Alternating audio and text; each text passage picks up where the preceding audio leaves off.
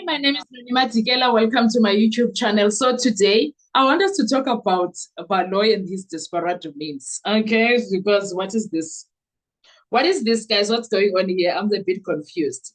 So you guys would remember that on Friday, when the court finalized on Friday after lunch, Ubaloyi came back telling the courtroom that he wants to use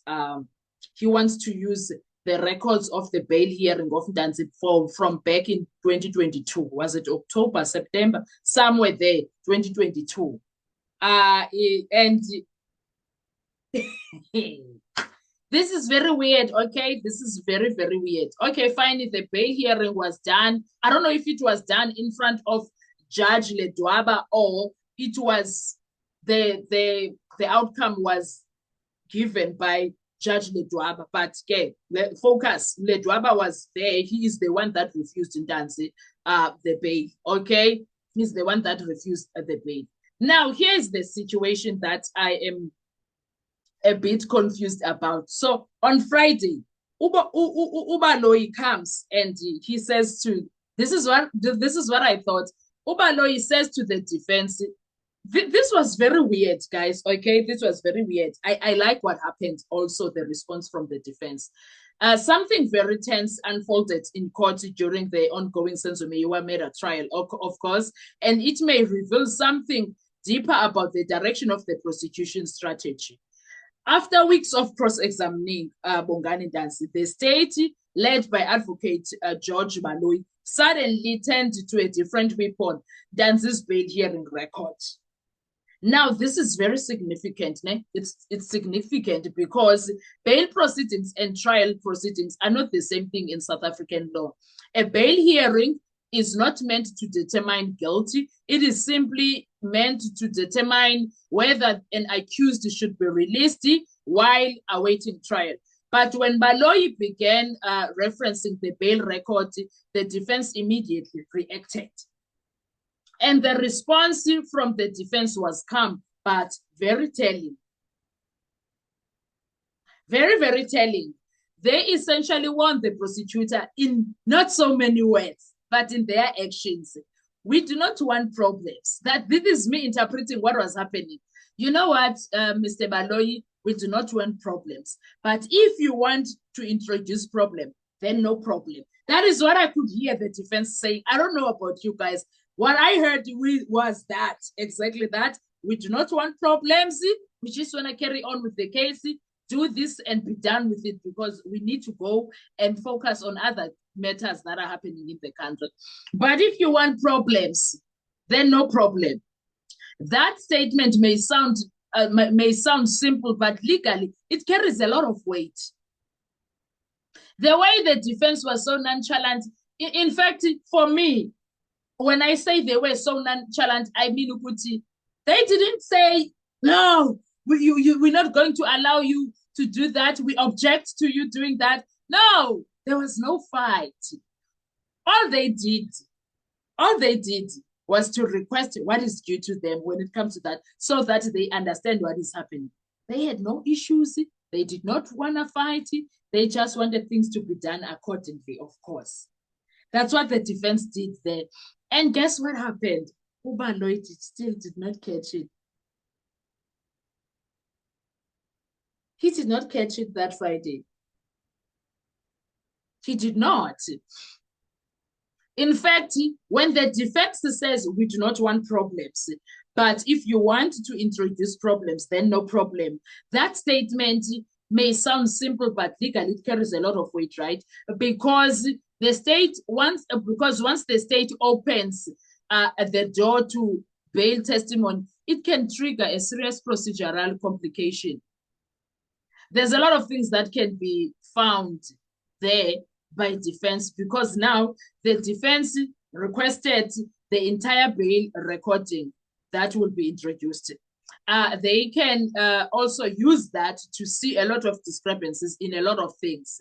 And they can check how the statements were taken. They can argue the accused was not presenting a full defense at the bail. There's a lot that they can find in that record. And now They can even claim prejudice if the record is used improperly. Now, in other words, what may have been looking like a tactical move by the prosecution could easily turn into a legal battlefield.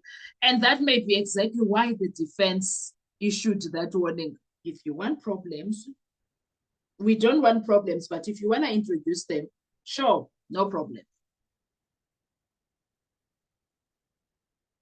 Because sometimes if you introduce one piece of evidence, it does not just answer one question, it opens an entirely new fight. And now we saw, sorry, yesterday, Ubaloyi did not even stay. I did not understand why he introduced this situation of the bail hearing, Tonton. Because Ubaloyi, I don't know what he asked, how many things he asked there. 2 things, 3 things, three questions in an entire document. He only asked 2 or 3. He said it was 5 pages, but from 5 pages, he asked 2 or 3 questions, guys. 2 or 3 questions. Did he ask? Okay, before lunch, maybe he asked 5 questions. Let's put it that way.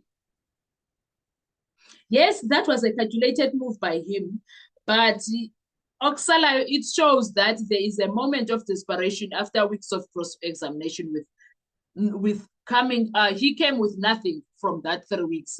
He proved nothing. He achieved nothing. Nix.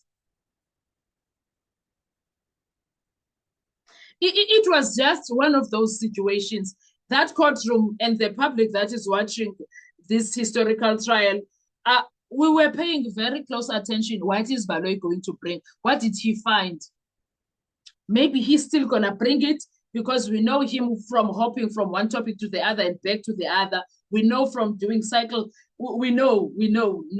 But now, yesterday, it was quite a disappointment when it comes to him bringing the bail hearing record. There was nothing that he came back to. There was absolutely nothing. I don't know if it was just me, but Ubaloyi brought nothing from that record. Nix, guys. And I was left like, okay, is that what you wanted to say or wanted to do? Really now? Is that it? I was left wondering, are you for real? That's it? So maybe he's still going to bring something. But I'm hoping that defense has perused those documents and that judgment. I hope the defense has seen all the contradictions from the state case when they refused Untanzi bail. I hope the defense has found all the legal weapons that they can use to fight. I hope if not Mnisi, then Ramsipile. If not Ramsipile, then Mshololo. If not Mshololo, definitely Zitulele. I hope Zitulele is going to find things there. The way he was asking questions, it was smelling like he's saying, bring it on, I'm ready. I want to peruse that document and I want to see if there's anything that I can find. I hope that unezito abazibonile. For instance, when it comes to, okay, the hearing was done in 2022. Untanzi was sitting in jail at that time. The address issue. Untanzi, if uhlala kwaNongoma, there is no way that Ogininda can say, I'm going to address a right. As Lalini Kone address. As long as you know the village, that's a good address. So, yeah, Leana said Rustenburg, of course, because he was not employed, he was staying in jail. But the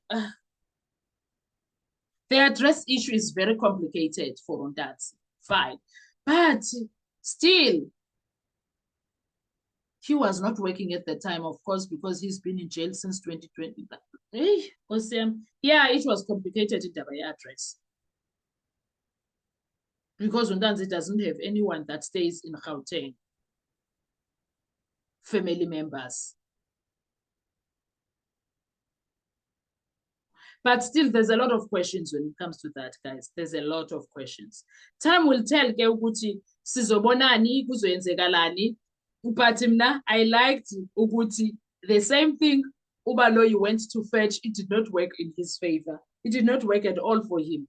Did not, because he wanted to bring contradictions, but it did not help him in any shape or form.